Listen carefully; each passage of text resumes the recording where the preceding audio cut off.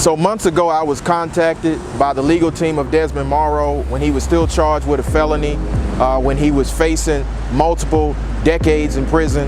And today, we completed the case with the terroristic threats being dropped, with the obstruction being reduced all the way down to a county ordinance, and with him walking out of a courtroom a free man with no record. That's what justice looks like in action. That's what it means to change a case in the criminal justice system from the inception to the end. And so that's what it means to be a justice fighter. Hey, you understand me? I'm not even doing nothing. I'm not even fighting back. I'm not even fighting back.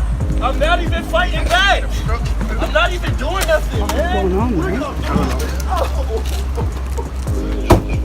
my God.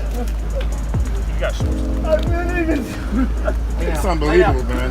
I didn't even do the video, man. It's unbelievable. I didn't even do the video, man. Lay on your You stomach. stabbed me on my head. Lay down. I can't breathe. I can't breathe. I can't breathe. Settle down. Just relax. This is unbelievable. Yeah, I'm a minute out. You okay?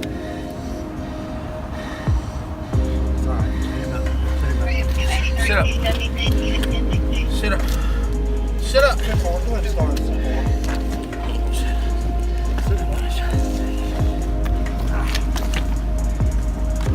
Are y'all guys really law enforcement officer?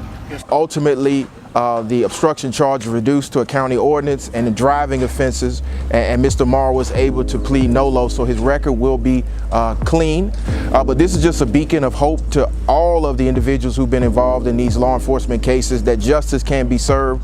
We're just excited that he was actually able to survive, and now we can seek justice against the officers who perpetrated that horrific crime against him, and that his record will be clean.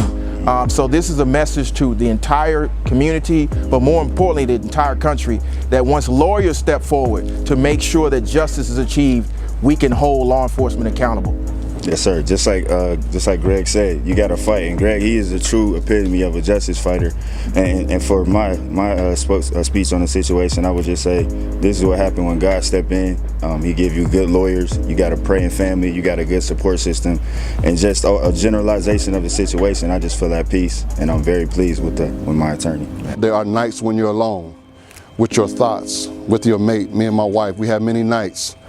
But even in the midst of this, we've grown as well. You know, sometimes pressure produces diamonds. We feel like justice has been served in the situation. We're happy with this outcome on this side of the law that we're dealing with today in Desmond's case. We're thankful, we're grateful, and now we just move on to the next phase of things, and we trust also that truth and justice will prevail in even that as well. Well, it has been a journey, and you know, my heart was grieved at first, thinking of this young man who is already a victim taking a plea. But after seeing what the terms of the plea would be and discussing this with our legal team, it sits well with me. And anything that lacks justice is morally wrong. And today, justice was served. And what we just have to remember as a community is that the law reflects the ideals of the community. When we hold law enforcement accountable, we make sure the justice system works effectively, we can have real justice. So hopefully Mr. Marrow's case will stand as a beacon to the entire nation of how we appropriately respond to these situations. Yes, we march, yes, we protest, but ultimately we go into the courthouse and we make sure justice is applied equally and fair for all individuals. Facts. Big facts.